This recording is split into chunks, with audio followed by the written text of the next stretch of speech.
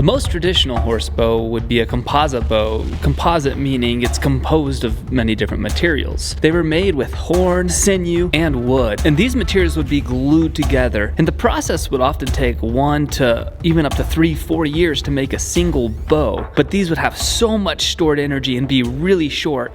Horn is fantastic under compression, and sinew is great under tension, and with wood in the middle makes a fantastic tight, small, tiny bow that you could carry on top of a horse to take into hunting or into battle.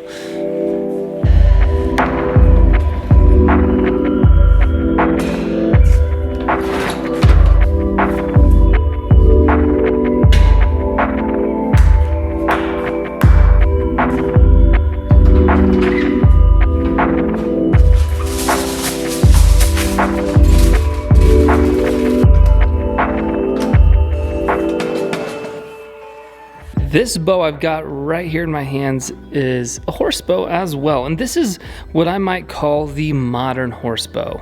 If you go look on the internet to buy a horse bow or Amazon or something, you might find something like this. My goal today is not to make one of those historically correct bows. That could be in the future. But today I want to make something more like one of these modern bows using this whiskey barrel slat that one of you generously sent to me. So I'm dipping my toes into the world of bow building with sias, and we're also known commonly as composite bow building, just not using horn.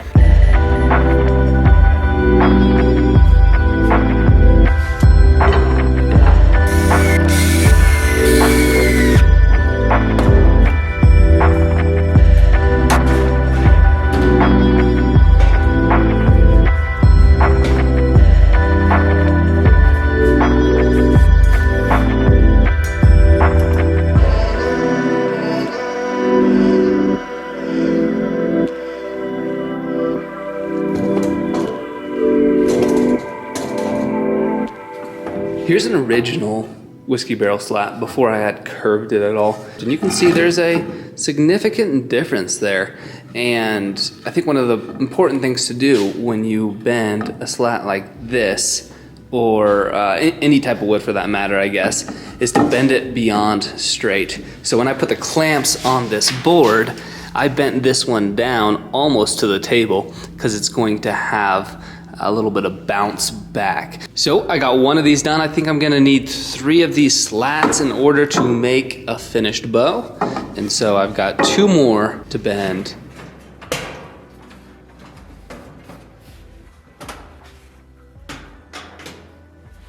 I don't steam wood super often, so I kind of have a little janky setup here. A better way to do this would be to come up and then use a T that goes horizontally, and then you could just slide your bow in.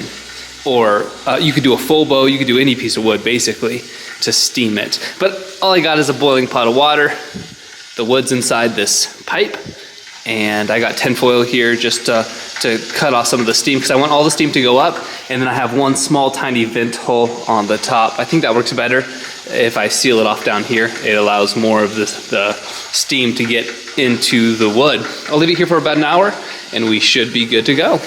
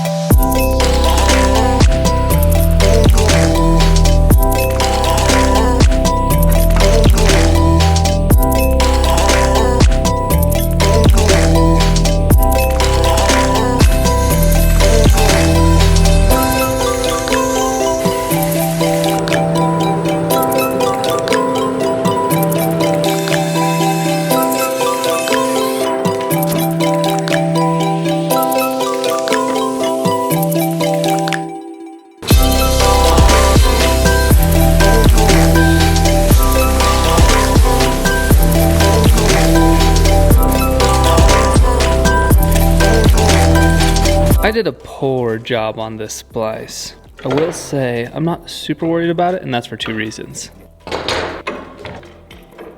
The first reason is that to give this bow the strength I think it needs, I'm going to add a bamboo backing. And that bamboo backing will help hold that together. Secondly, you can see I put a wedge in here where I had a little bit of a gap and glued that in. I also plan on adding some sort of handle down here. So those two things sandwich, even though my splice is about as bad as you can get, will hopefully hold that handle together and make the splice disappear. And then after we have this laid up, we can cut off the excess here and add them as sias. That might be too small, so I might grab another slat to make the sias out of, well, this piece glues up. If you ever use a piece of bamboo on the back of a bow, the bamboo is really resilient, and it doesn't have to be perfect. You can see some scratches in the bamboo, but unless it's super deep, it holds up 95% of the time.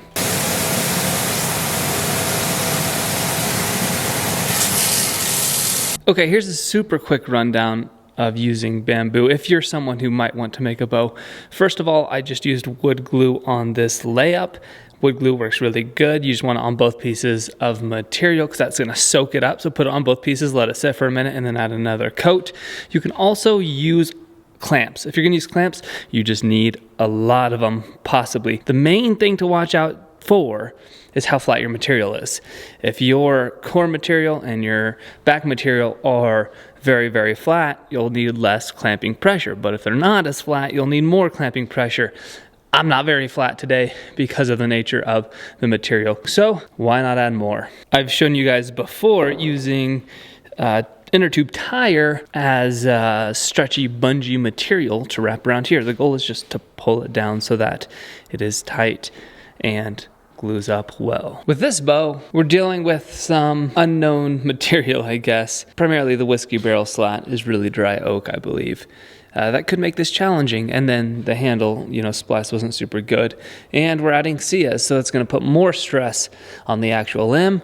So this bow, well, I don't know. We'll have to see if it works out. But let's let this sit for a while, and we'll get back to it.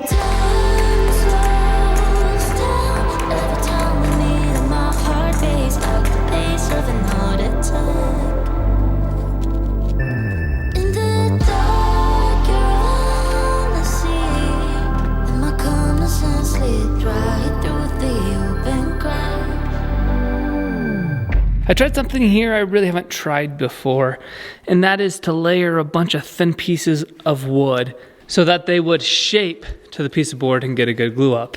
I'm not sure if it'll work out or not, but it's worth a shot. So we've got it clamped up. It looks pretty good right now. I think we might have good adhesion there as long as it clamped tight enough and was able to bend all those thinner pieces of wood. We've got a 6-inch handle section, and this looks like, well, nothing spectacular yet, and that's okay, as long as it works out.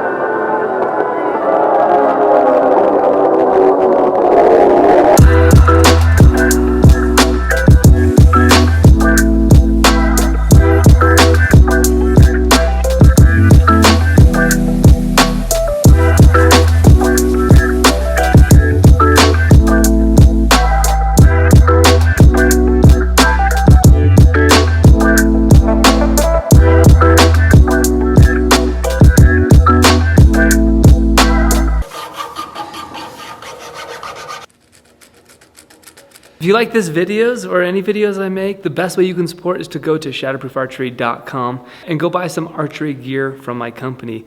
We have a leather shop, so we make arm guards, quivers, tabs, all sorts of archery equipment, as well as a very popular bowstring shop where we make handmade traditional bowstrings for even horse bows. You just gotta let us know and we'll make those bigger loops, or all the way up to tournament archery, Olympic archery. We make all sorts of bowstrings, and by you supporting me there allows me to make more videos and have the time and the resources to do so. So I just wanna thank everybody who has ordered it in the past, and if you haven't, head over to shatterproofarchery.com, check out the website. I'd really appreciate it. And if you're on the fence, go check out our reviews. We have more than 300 5-star reviews, and it's just a blessing to be able to run Shatterproof Archery and make these videos. So I really appreciate it.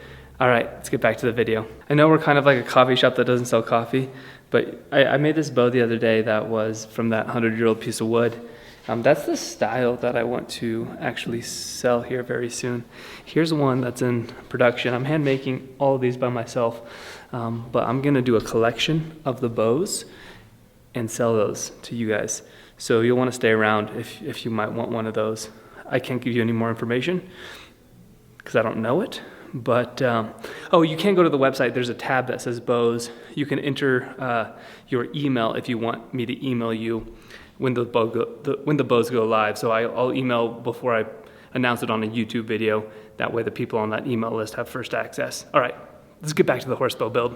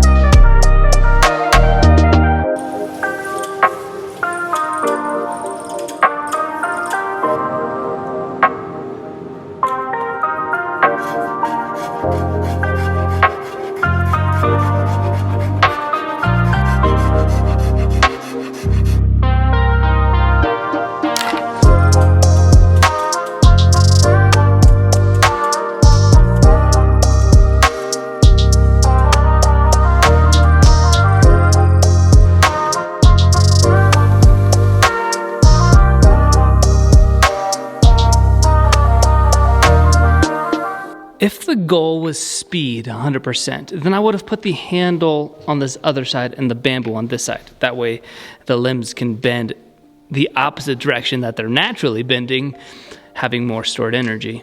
I normally would do that, but I just wasn't paying attention. We're looking real good though.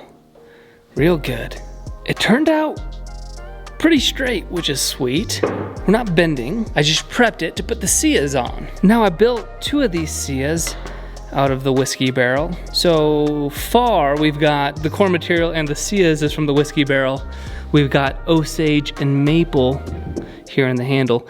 Now that worked out pretty good to mold to that curved handle and bend a bunch of little thinner laminations than just do one big block of wood. So that worked out well. You can see the splice right there and right there. And I think that'll be totally fine. So the sia will come in here like that. So that's what we're gonna glue up next. And these should help store more energy in the bow, making it faster. And I think these are gonna look really good. So let's get some glue on these. We'll let them set up overnight and we'll get back at it tomorrow.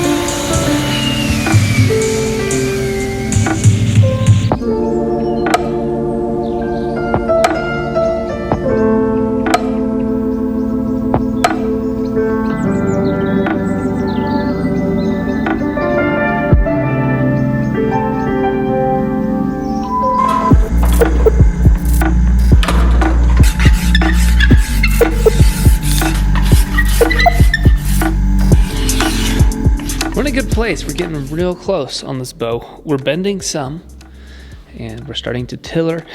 As I've gotten further down in the grain, this grain is actually really, really good on this oak, especially this limb. Both limbs actually look pretty good. This one's got this top limb here has some wavy grain here, but then it straightens out pretty good the rest of the way down. Grain's looking good, handle's looking good. I just realized I should have just used the whiskey barrel to laminate here, so I just had all oak. I already had this Osage and maple planed down, so I just did that, but I have enough that I could have thrown this one through the drum sander and then on the bandsaw ripped it down so that I could have done veneers on the handle, but that's all right. It turned out pretty good. So I have not got a string on this yet. That's the next step, is to get a string on it to tiller it down, and then we'll be able to shoot it. So we're getting close. I've never done a horse bow with sias. I have done more of a mogulbet style bow where the limb tips do not bend, but not exactly this style. So I'm curious to see how this will turn out.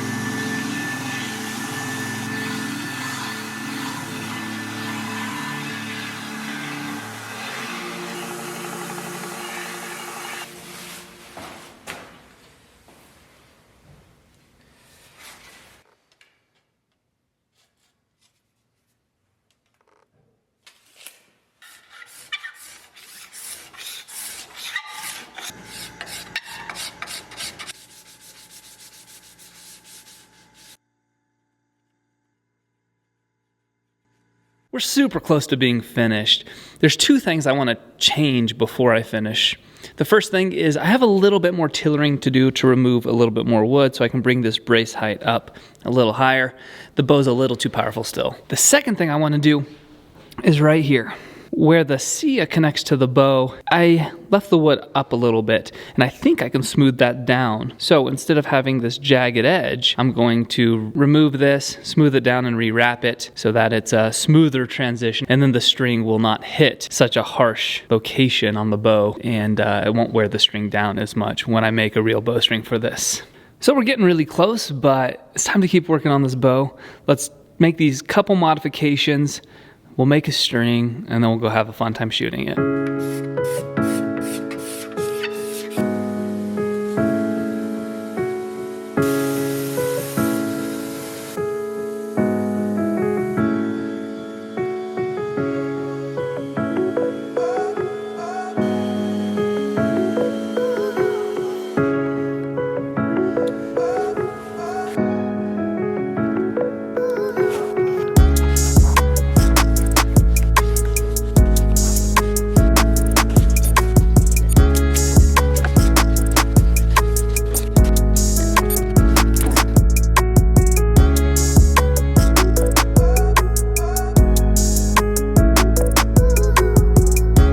Off camera, I just made this bowstring, and one of the differences to a bowstring for a horse bow is that these loops have to be much larger to go over the sias.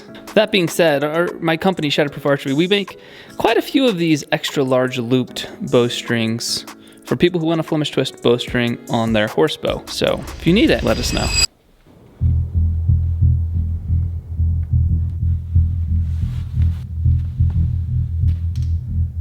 All right, we got a string on it. I think the string is a little long right now.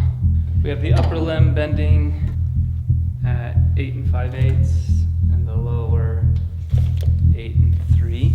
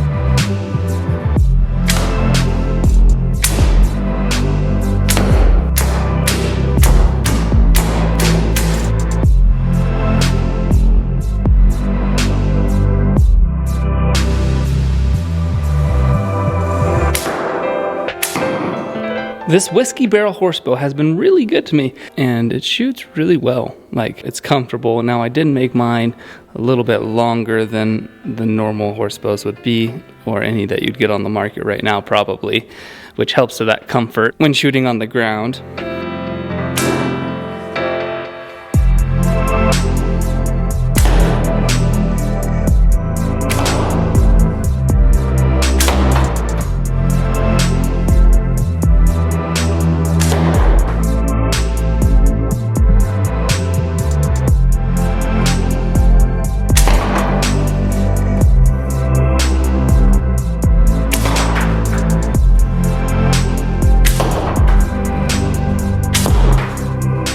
And that's all we have for today. Thanks so much for watching. Remember, if you need traditional archery gear, go to shatterproofarchery.com.